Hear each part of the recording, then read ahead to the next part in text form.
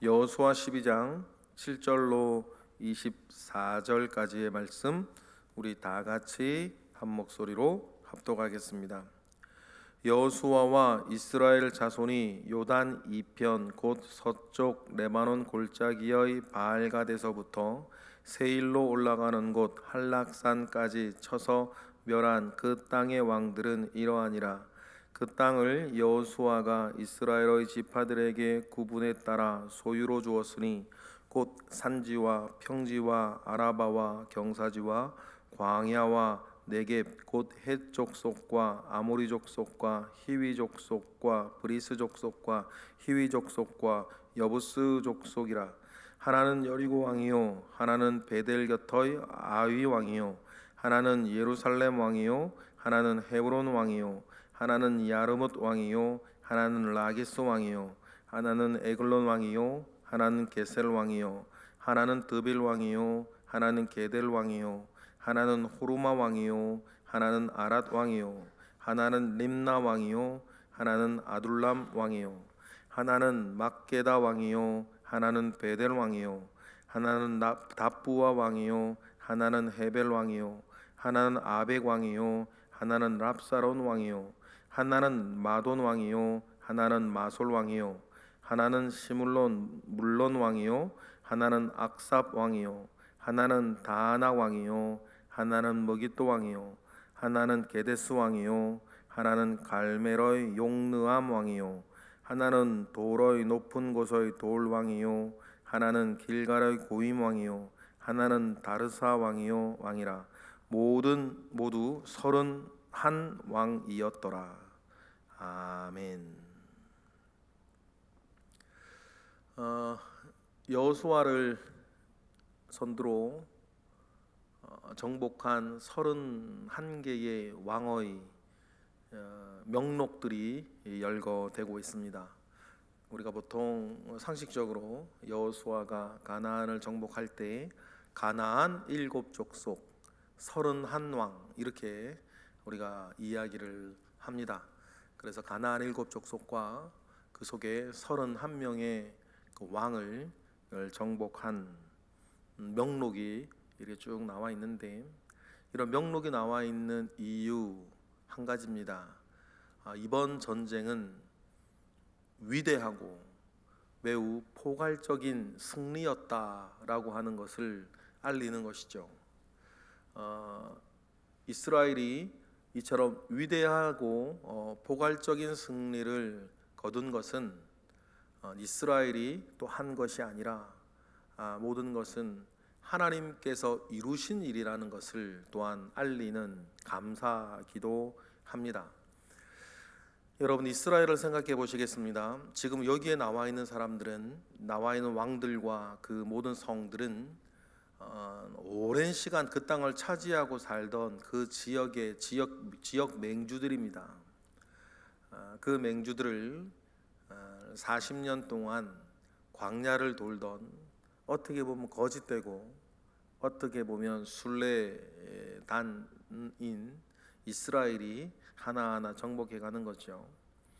여러분, 이스라엘은 제대로 군사 훈련을 받거나 무엇인가 할 수 있었던, 전쟁을 치를 수 있었던 민족은 전혀 아니었습니다.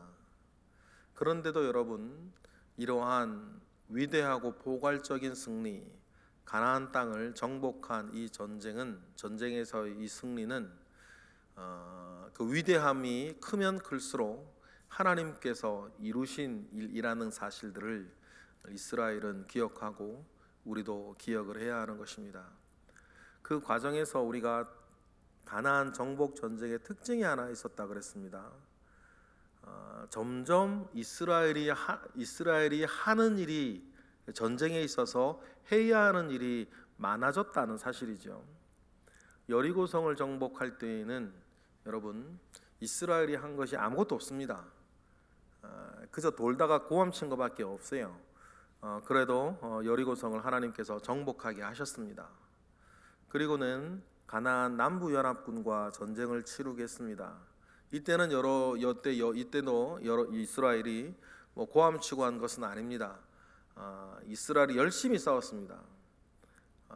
여호수아가 해와 달이 멈추어서 해가 떨어지면 더 이상 전쟁을 치를 수 없고 그리고 완전한 승리를 하기가 어려우니까 해와 달이 멈추어서 시간을 좀 달라고 여호수아가 기도해야 했을 정도로 이스라엘은 열심히 싸웠습니다. 그런데 성경은 이렇게 기록하고 있습니다. 하나님께서 전쟁에 적극적으로 개입을 하시죠. 그래서 이스라엘의 칼에 죽은 자보다 하나님께서 베푸셨던 기적, 우박에 맞아 죽은 사람이 더 많았다, 이렇게 기록을 하고 있을 정도입니다. 이스라엘도 열심히 싸웠지만 하나님이 개입하셔서 이렇게 그 전쟁을, 가나안 남부 연합군과의 전쟁을 이기게 하셨습니다. 그리고는 가나안 북부 연합군과의 전쟁이 벌어집니다. 가나안 북부 연합군과의 전쟁의 특징이 하나 있습니다. 하나님이 전혀 등장하지 않는다는 사실입니다. 기적이 나타나질 않아요. 온전히 이스라엘이 싸웁니다.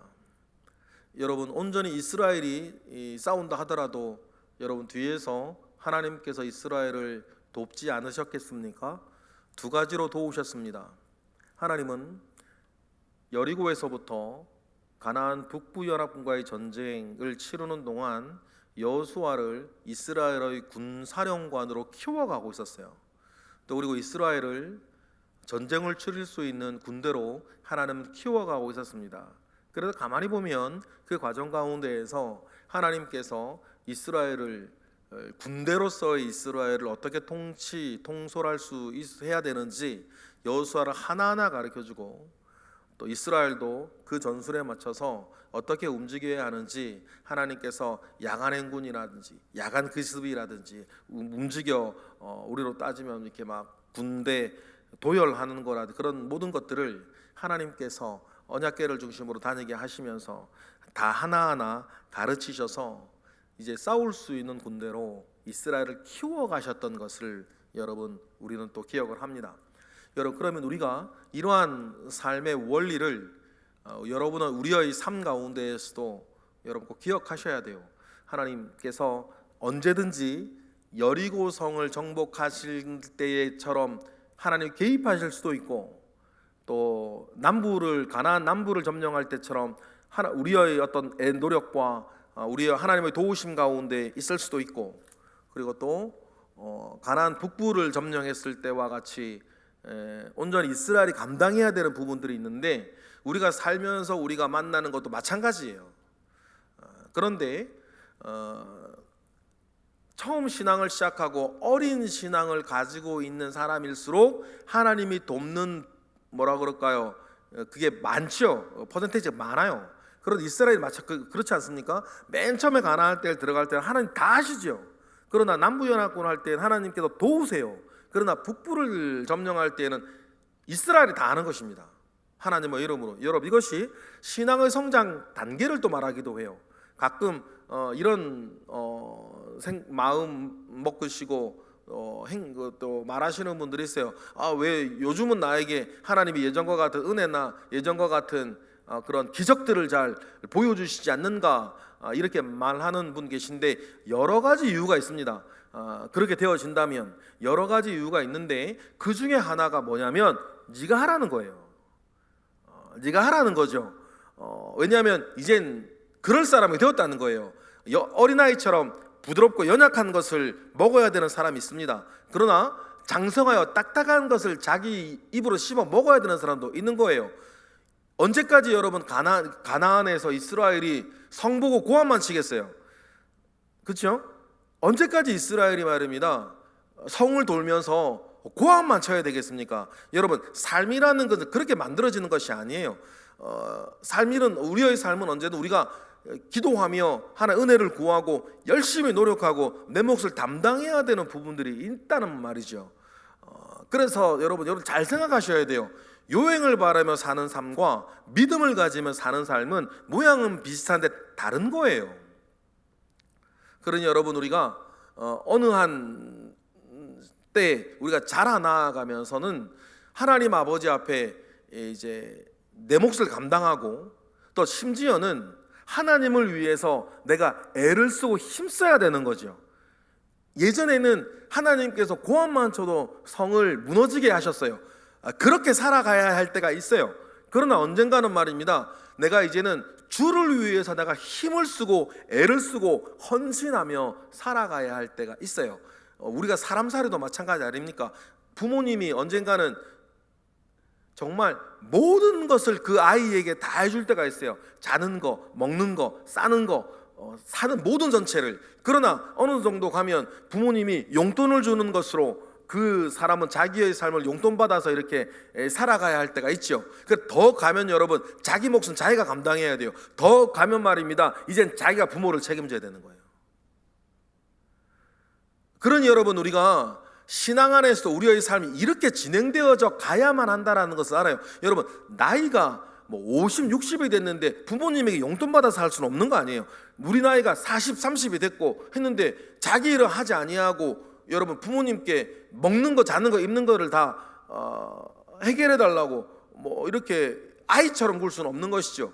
그러면 우리 영적으로 하나님 아버지 앞에 한 세상 살아가면서 우리가 어린아이처럼 살아갈 때가 있고, 때로는 우리가 장성한 자녀처럼 살아갈 때가 있는 것이고, 때로는 여러분 우리가 헌신과 봉사라는 이름으로, 사실은 그게 아니지만 어떤 삶의 모양 가운데에서는 내가 하나님의 일을 하고 하나님의 일을 돕고 교회의 일을 이제 내가 도와주고 앞장서고 책임지고 짊어지고 나아가야 하는 사람처럼 우리가 살아가야 될 때도 있는 것이에요. 여러분, 그런 성장 배경이, 우리가 과정들이 우리 가운데 있는 것이죠. 그렇게 되어져야 여러분 이 31왕을 정복한 것처럼 여러분 우리의 삶도 그렇게 만들어져 가는 것입니다. 여러분, 그걸 꼭 기억하셔야 돼요. 우리가 어제 본문에서는 그래서 가나안 요단 동편 땅에 삶을 했어요. 그리고 우리가 오늘 본문은 요단 서편의 31왕 얘기를 하는데, 여러분 요 일들 가운데에서 우리가 꼭 기억해야 돼서 지금 제가 말씀드린 그 사실이에요.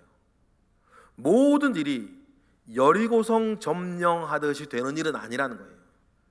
그렇게 되어지면 우리는 우리의 삶을 살 수 없고, 늘 우리가 하나님 아버지의 일들을 누가 그러면 하겠냐는 것이죠. 그래서 우리가 여리고성을 달 때, 남부를 점령할 때, 북부를 점령할 때, 여러분 이스라엘이 어떻게 살았는지, 어떻게 정복했는지를 우리가 살펴보고, 그러면 나는 지금 어느 계절을 살고 있는지에 대해서 여러분 기억하셔서 우리의 몫을, 본인의 몫을 잘 감당하셔야 된다는 것을 여러분 기억하셔야 돼요.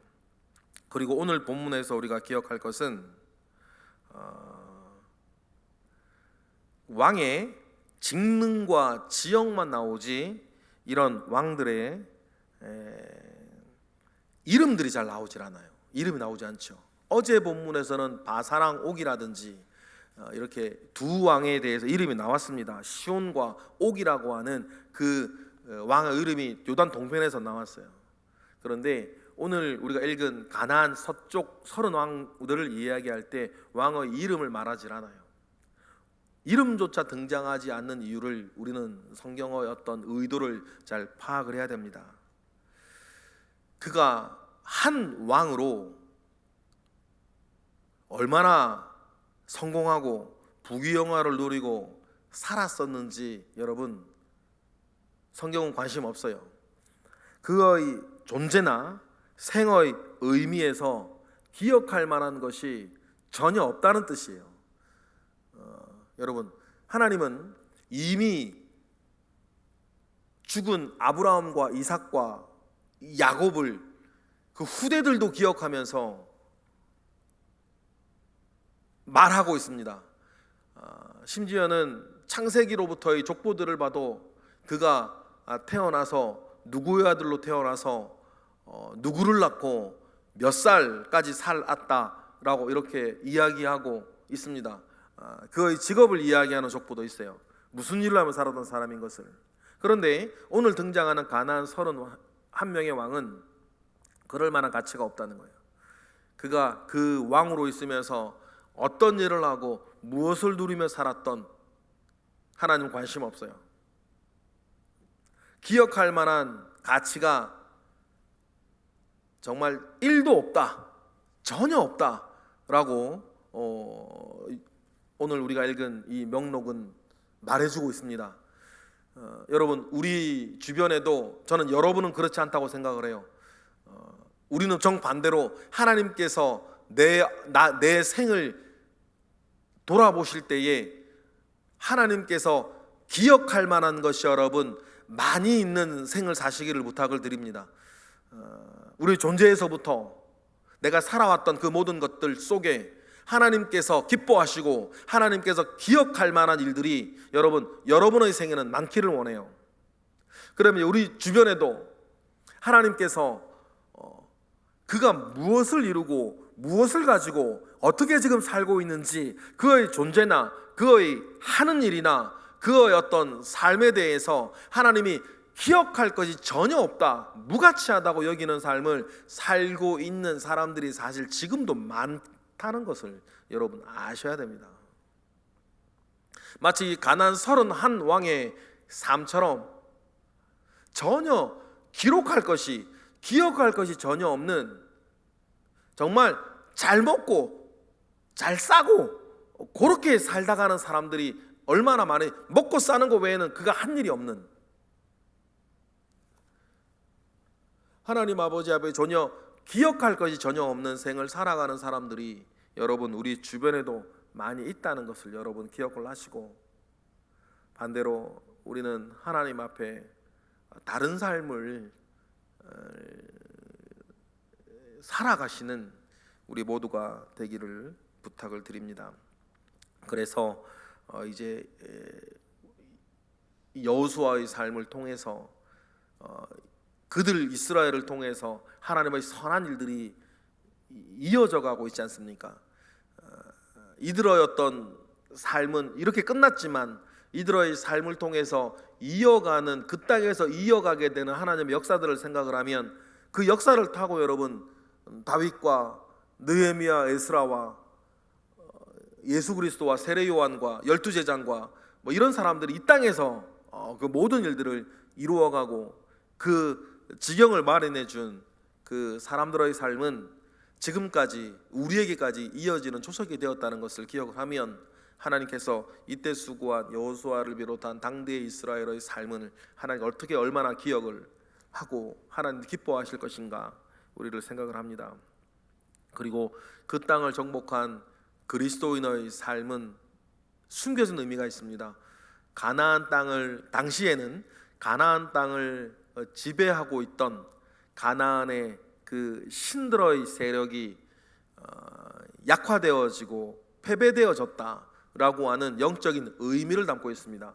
왕의 명록이 있다는 것은 그 왕들과 그 지역들이 섬기던 신들이 여호와 이름 앞에 굴복되어졌다라고 하는 그 영적인 의미도 그 당대의 사람들은 이 글을 읽을 때마다 그 기억도 더불어 함께하는 것이다. 우리가 늘 여러분 상식적으로 아시지만 고대의 전쟁은 신들의 전쟁이었다라고 하는 것을 늘 또 한편으로 기억을 하시면서 이 지역의 그 모든 잡신들이 여호와 이름 앞에 굴복되어졌다라고 하는 그 의미도 이 31 왕의 명록에 의미도 숨어 있다라고 하는 것을 여러분 기억을 합니다. 이것으로 해서 여호수아 12장까지가 여호수아의 전반부입니다. 여호수아를 두 개로 나눈다면 여호수아 12장까지가 여호수아의 전반부고, 여호수아 13장부터는 이제 여호수아의 후반부 이야기가 또 새롭게 시작이 된다라고 하는 걸 기억하시고, 이제 우리가 여호수아의 절반을 이제 끝을 냈구나 여러분 기억하시면 되겠습니다.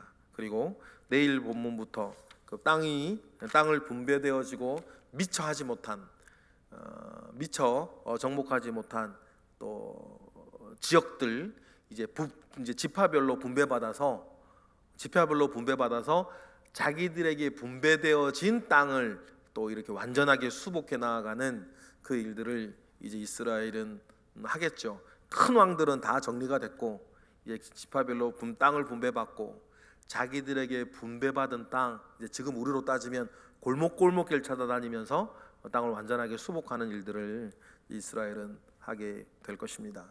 그래서 우리가 하나님으로부터 우리가 어떤 사명 받으면, 하나님으로부터 삶을 받으면 여러분 이와 같이 철저하게 순종해 나아가는 일들이 예나 지금이나 우리에게 있어야 되겠다라고 하는 그 마음 가지고 우리가 거두어야 할 승리를 어떻게 해 나아가는지 또한 여호수아 후반을 통해서 우리가 묵상하고 잘 배워 나아가시는 시간 되시기를 주님의 이름으로 축복합니다. 우리 기도하겠습니다. 할렐루야. 하나님, 크신 은혜와 능력이 우리 가운데 있음에 감사와 영광을 올려드립니다. 하나님, 우리의 삶이 또한 계속되어지고 있습니다. 이번 주간도 우리가 승리하게 하옵소서.